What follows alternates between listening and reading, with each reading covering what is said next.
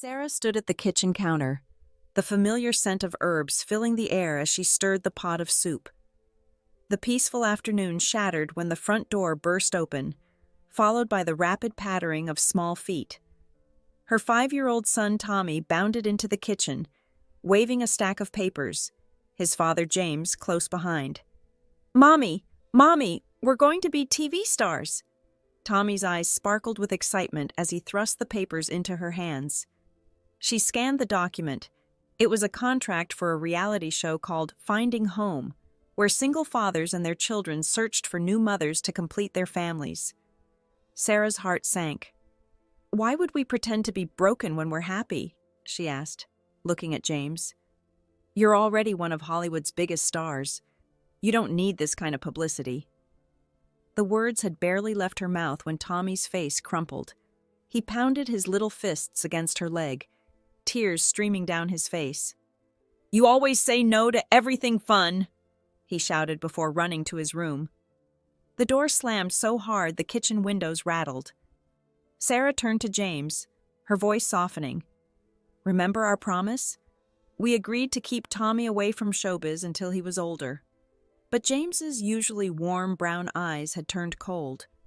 "Sarah," he said, his voice sharp as a knife's edge, "you said you'd return to acting once Tommy started kindergarten. He's 5 now.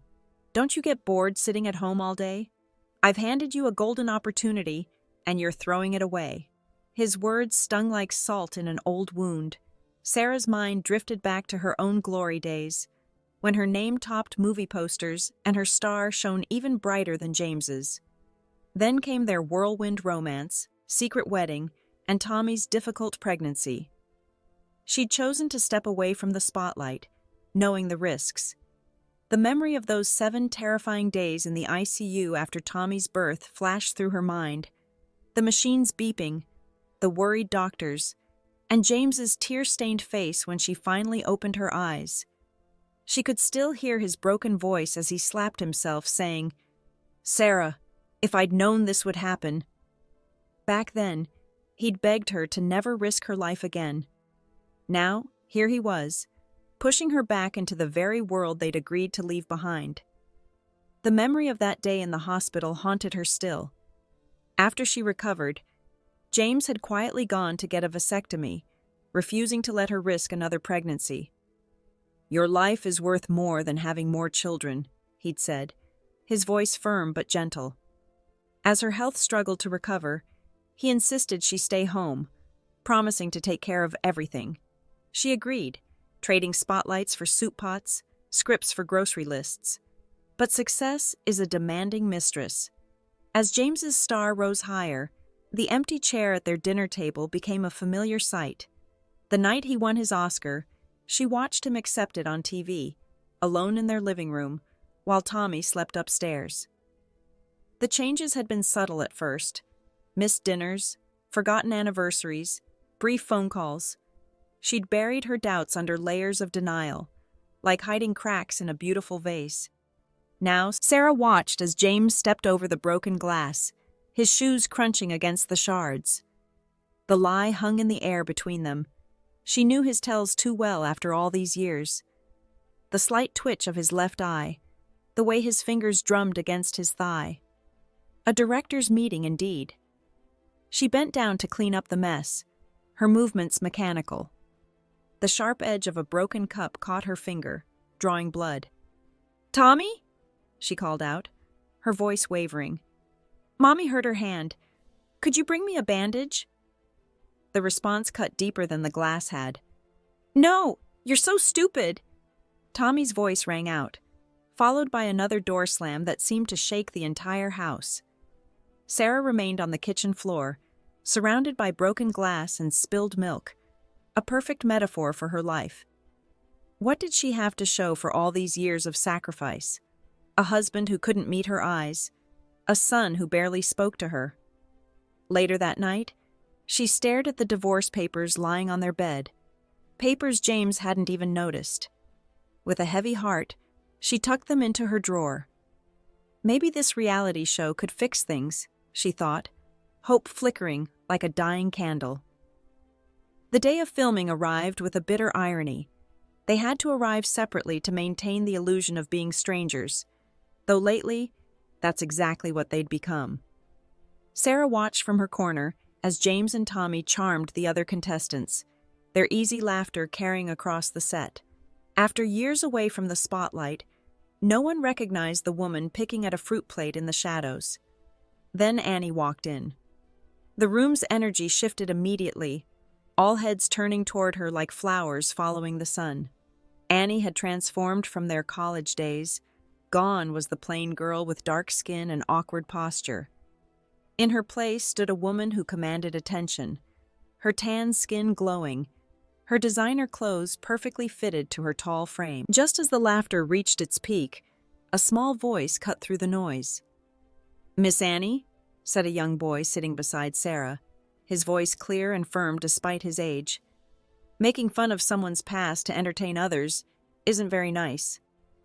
The table fell silent, Annie's smile freezing in place as she was called out by a child.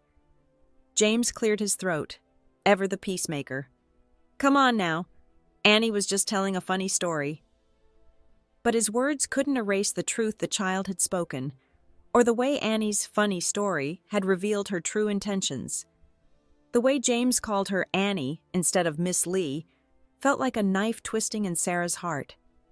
Each casual use of Annie's first name highlighted the growing distance between her and her own husband.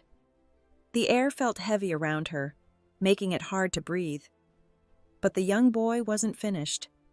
"A joke is only funny when everyone laughs," he said with the simple wisdom only children possess. "Otherwise, it's just being mean." He turned to Sarah, his eyes serious. "Miss Sarah, did you think it was funny?" His defense gave her courage. For once, she didn't swallow her hurt. "No," she said quietly. "I didn't." The boy's face lit up with approval. "Then Miss Annie should say sorry, right?" James's reaction was immediate and harsh. His chopsticks clattered against the table like thunder. "Enough," he snapped, his voice carrying a clear warning. "Are you seriously expecting an apology, Sarah?" The familiar warmth in his eyes had turned to ice, and suddenly, the elaborate dinner lost all its taste. She stood up silently and walked away, her appetite gone. Later that evening, the production team announced their first challenge: anonymous team selection through letter writing. Partners would be chosen through mutual selection, or participants would be paired with those who chose them. Sarah's choice was obvious: James and Tommy. Her heart sank when the results were announced. James, Tommy, and Annie had chosen each other. A bitter smile crossed her face as she accepted the rejection. She'd expected to be paired with another leftover family, but to her surprise, the father and son who had defended her at dinner had chosen her for their team. She dug through her suitcase, pulling out the snacks she'd packed for Tommy, and went to thank her new teammates. The boy introduced himself as Peter, his father as Michael. Peter grinned at her, showing a missing front tooth. "Don't worry, Miss Sarah. Dad and I are pretty good at games." The next morning, the pool sparkled under the early sun as the director announced their first challenge: a family triathlon. The women would start with swimming. Sarah's stomach dropped. She hadn't packed a swimsuit, having missed this detail in the preparation materials. Annie noticed her discomfort and couldn't resist twisting the knife. "Oh dear," she said, eyebrows raised in mock concern. "Didn't you read the schedule? It was all clearly listed there." Sarah stared at the itinerary she'd never received. James had handled everything about the show, but somehow forgot to share the schedule with her. Annie's smile was pure sugar as she offered a solution. "Here, borrow mine. I brought an extra." She held up a skimpy bikini, her eyes glinting with hidden malice. The changing room felt like a trap. When Sarah emerged wearing the borrowed swimsuit, Annie's gasp of mock horror drew everyone's attention. "Oh my! Sarah, what happened to your figure? Those stretch marks." Her words hung in the air like poison. James's disapproving frown cut deeper than Annie's words. "If you're not confident about your body, You shouldn't try to compete with others in revealing swimsuits. Each word hammered another nail into Sarah's already crumbling confidence. Miss Sarah, Peter's voice rang out across the pool, clear and strong. You're the prettiest one here. Don't listen to them. His simple words acted like a shield, helping her find her strength again. Annie sidled up to her at the poolside, her whisper sharp as a razor. Remember when I said I'd take James back? Today, I'll show you who really owns his heart. Before Sarah could process the threat, the whistle blew, and muscle memory sent her diving into the water. As they neared the finish line, Annie suddenly swerved close, too close. Sarah's leg caught her stomach, and Annie's scream pierced the air. She began thrashing dramatically in the water. On the pool deck, Sarah gasped for air as Michael worked on her cramped calf muscles with expert hands. Through blurry eyes, she watched James performing CPR on Annie. When Annie came to, James crushed her in a desperate embrace. God, Annie, you scared me to death. Thank God you're okay. Annie nestled into James's shoulder, shooting Sarah a triumphant look before turning on the waterworks. Sarah, she sniffled, I was just trying to be nice, lending you my swimsuit. You should know better than to wear something that doesn't suit your body type. Annie's voice dripped with false concern. And tripping someone in the water? That's practically attempted murder. James stormed over, his face dark with fury. I never thought you could be so vicious, Sarah. When she tried to explain that Annie had deliberately swum into her path, his bitter laugh cut her off. Apologize to Annie. Now. Tommy rushed forward, his little face contorted with anger. Miss Annie almost died because of you. Say sorry. You mean lady. The sight of her husband and son united against her made them seem like strangers. With Michael steadying her, she leaned down beside Annie. Congratulations, Sarah said quietly. You've won. You didn't need to go this far. What you wanted was already slipping away. The triathlon was scrapped after the pool incident, replaced with a cooking challenge. The rules were simple. Men and children would forage for ingredients in the village, while women prepared the meals. No money allowed. Michael and Peter returned within 2 hours, arms full of fresh ingredients. Sarah immediately set to work, putting a chicken to stew and preparing several traditional dishes she'd perfected over years of cooking for her family. Through the window, she spotted James and Tommy trudging back, mud-splattered and defeated, clutching only a handful of green beans.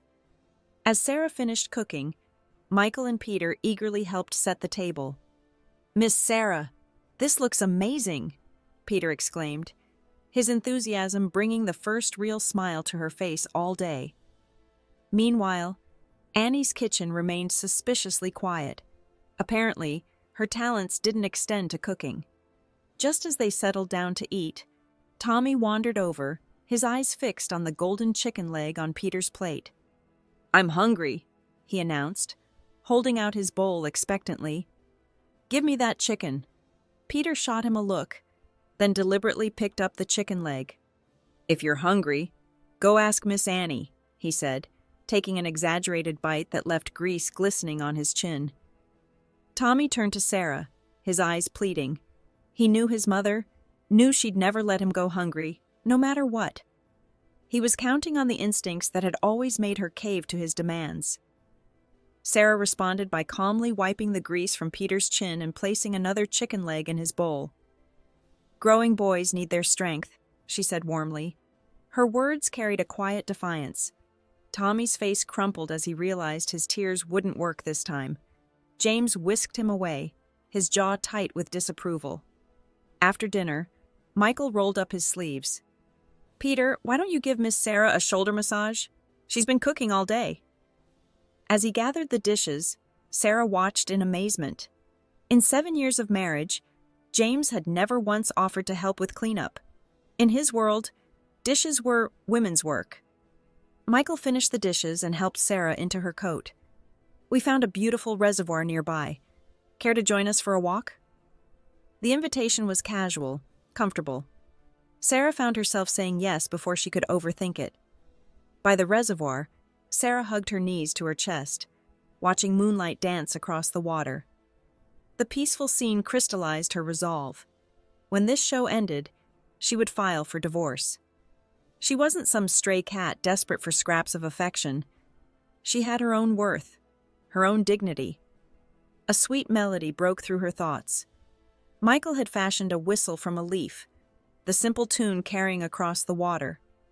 Peter bounced up, tugging at her hand. "Miss Sarah, dance with me. I'm really good." His movements were more enthusiastic than graceful, his round body reminding her of a baby bear learning to dance. For the first time in days, Sarah found herself laughing, really laughing. They danced under the stars until Peter was breathless with exertion. When the night air turned cool, Michael draped his jacket over her shoulders, its warmth carrying a hint of his cologne. They walked back to at her door. Peter tugged her down to his level and planted a kiss on her cheek. "Good night, Miss Sarah." Then, with a child's innocent mischief, he added, "Dad wants to give you a goodnight kiss, too." Michael coughed, color rising in his cheeks. But when he met her eyes, his gaze was steady, sincere. "Sarah," he said softly, "don't waste your tears on people who don't deserve them." David's friend's words echoed in my mind as they walked away. Sometimes you have to leave the wrong ones to meet the right ones. I stood there, keys in hand, ready to open my door when a familiar angry voice cut through the night air. "Your son has been sick all night, calling for you. And here you are, having fun with others." I turned to face Oscar. He looked like he'd been dragged through dirt. His usually neat clothes were messy and there was a sour smell coming from him. A bitter laugh escaped my lips before I could stop it. "Isn't it interesting, Oscar?" I said, keeping my voice eerily calm. "When you don't need me, I'm worthless. But the moment Alex needs care, suddenly you remember I'm his mother. You know what? If he's sick, take care of him yourself. Or better yet, take him to the hospital. And remember, we're still filming. Let's keep up appearances, shall we?" My composed response seemed to shock him into silence. With a sense of satisfaction, I went into my room and finally got the peaceful sleep I needed. The next morning brought clarity to the situation through whispered conversations at breakfast. Apparently, Fiona had made a green bean salad, but hadn't cooked the beans properly. Poor Alex got food poisoning, and Oscar had to rush him to the hospital for stomach pumping. When Fiona finally came downstairs, she looked like a ghost, dark circles under her eyes and a scowl etched on her face. She grabbed some water and retreated to her room without a word. "The famous actor really gave her an earful last night," one guest whispered to another. "You could hear the yelling through the walls." I just curved my lips slightly, keeping my thoughts to myself. With Oscar and Alex in the hospital, production paused for 2 days. Meanwhile, the previously recorded episodes started airing on TV. To everyone's surprise, they aired almost completely unedited, raw and real. The show quickly sparked social media trends. I became a hot topic because of my dramatic transformation, with viewers commenting how marriage had changed me so drastically. "Hope she finds her old self again," they said. Meanwhile, Fiona faced harsh criticism for her behavior, with viewers calling her the theater queen, their way of saying she was putting on an act, trying too hard to appear sophisticated when she was anything but. When the unedited footage hit the screens, Fiona stormed into the director's office, demanding they edit the content before airing. Her protests fell on deaf ears. The production team barely acknowledged her complaints. After Oscar and Alex returned from their hospital stay, the production team presented us with a choice: stick with our original partners or reshuffle the teams. Oscar's eyes found mine across the room, intense and expectant. I was listening to David share another one of his jokes when Oscar spoke up. "Alex and I choose to team up with Alicia." I found myself shaking my head. "No," I said firmly, "I'm staying with my original team." The following days brought an unexpected rhythm. Samuel and I developed a natural chemistry that didn't go unnoticed. Online forums buzzed with fans rooting for us three: Samuel, Alex, and me. Meanwhile, Oscar and Fiona's partnership was crumbling. Their arguments became more frequent, though they tried their best to hide from the cameras. Just as we were nearing the end of filming, the show's official social media dropped a bombshell. "Thank you for your incredible support. Here's a secret. There's a real married couple among our contestants. Start voting now. Guess correctly, and you could win a cash prize." The announcement sent ratings through the roof. The audience's top guesses were split between two pairs: Oscar and Fiona, and Samuel and me. When Oscar heard this, he exploded. "I'm done. I'm quitting," he shouted, his face red with anger. "Nobody said anything about revealing real couples.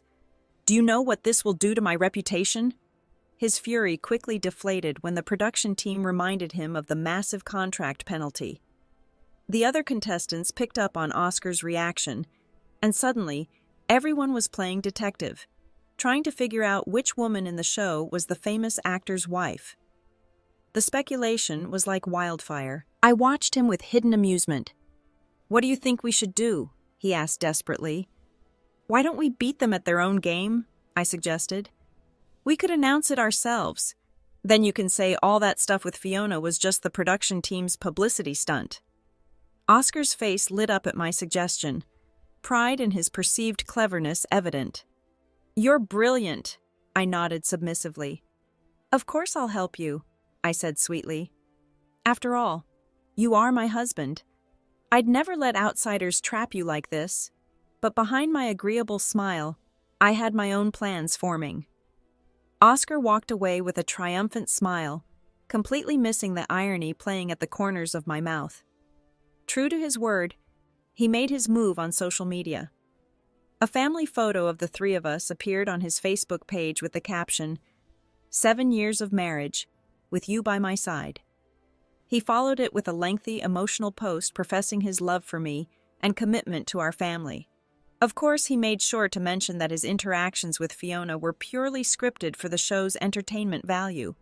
I read his heartfelt confession during my ride home, my fingers hovering over my phone before I shared his post with my own message. "Love and hate drift away, and from now on, we shall not meet." Yes, I believed he had chosen me sincerely all those years ago. But I also knew that meeting the sophisticated Fiona had made him question that choice.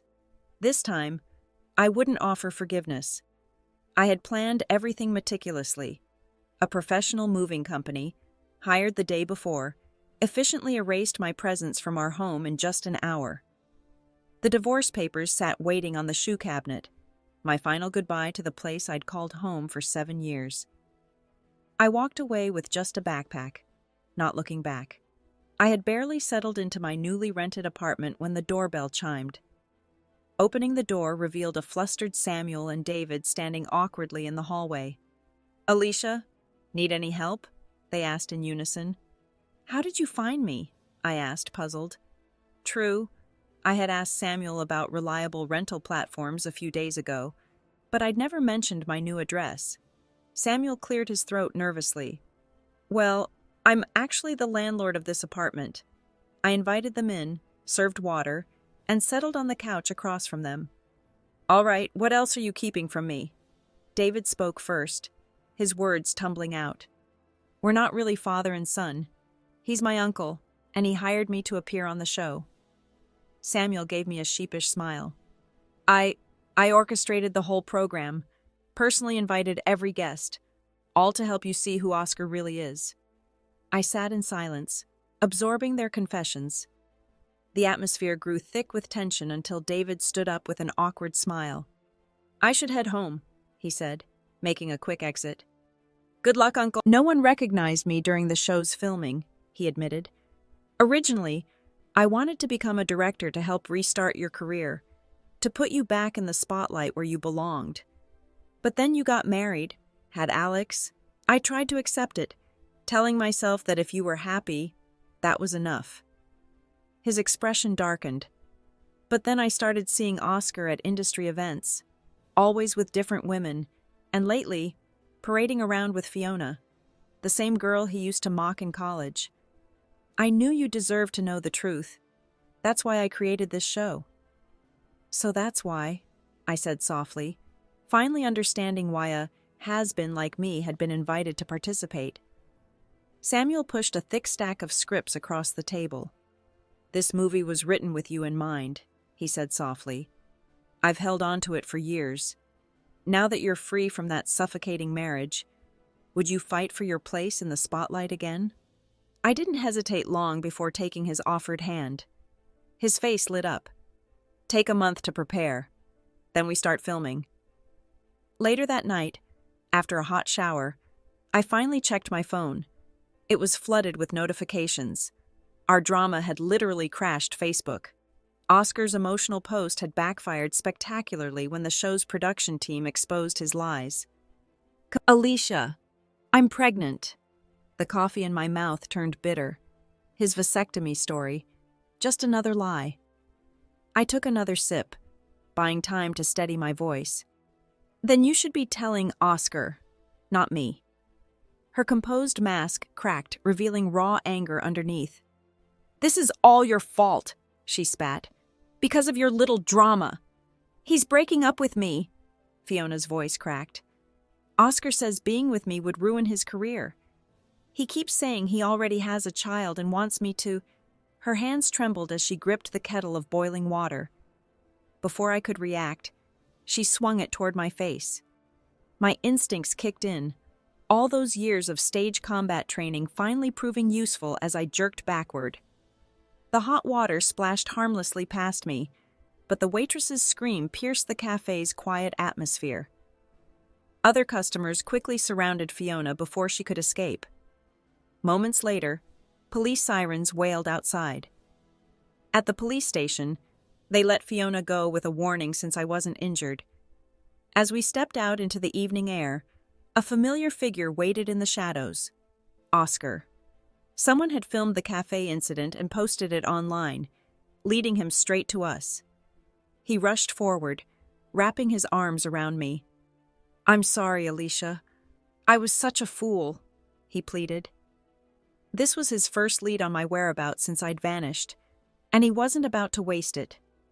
With theatrical flourish, he pulled out a diamond ring and dropped to one knee. "Alicia, you've been there since I had nothing. You're the only one I truly love," he declared, his actor's training making every word sound sincere. "I know I messed up. Can we start fresh?" Fiona's composure shattered at the sight of the ring.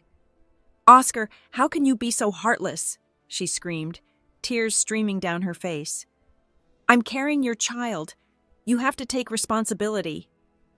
Oscar's face hardened. "That's impossible," he sneered. "I've been sterile for years. Prove it's mine." The cruelty of his denial broke something in Fiona. With a hollow laugh, she turned and ran straight into the busy street. Though she survived, the accident left her unable to ever bear children. Her revenge was swift and complete. She turned over evidence of Oscar's illegal activities to the authorities. The mighty actor's fall from grace was spectacular, from red carpets to prison bars. I got my divorce and watched as his frozen assets and our former home went up for auction. Alex came to live with me, looking like a shadow of the spoiled child he once was. His eyes held a cautious uncertainty as he approached. "I'm sorry, Mom. I understand now." His voice was barely a whisper. "Understanding isn't enough," I told him gently but firmly. "I'm about to be very busy with work, and you'll need to step up. No more slacking off with your responsibilities." Over time, I saw real changes in him. I hired a reliable nanny to handle his daily needs, then threw myself into the film project. This experience had taught me something valuable. I would never again lose myself for anyone, not even my own child. In this world, the only person I can truly count on is myself. The movie was brutal, a survival story that pushed every limit I had. I spent a year in dense forests, losing 20 kilograms through the grueling shoots. At first, The crew dismissed me as just another actress who got the role through connections. They tried to break me, but I refused to bend. No stunt doubles. No voice dubbing. When Samuel called for another take, no matter the hour or my exhaustion, I gave it everything. Gradually, Alicia became Sister Ollie, and they started calling me Workaholic, a badge I wore with pride. Standing on the glittering stage, clutching the Best Actress trophy, I finally allowed myself a genuine smile. "Thank you for the past," I said into the microphone, because what didn't kill me made me stronger. And special thanks to our director Samuel for pulling me out of the darkness. Across the room, Samuel raised his Best Director trophy in acknowledgement. Social media exploded with photos of us, captioning them, "Meeting at the Peak." The industry buzzed with rumors about Samuel's years of devotion to me, but I wasn't ready for romance just yet. Maybe someday I'll say yes to Samuel, but I'll never again sacrifice my career for love. After tasting success, I've realized I don't want to be someone's climbing vine. Instead, I dream of being two oak trees standing side by side, him with his strength and stability, me with my vibrant spirit and achievements, supporting each other as equals, growing together, succeeding together.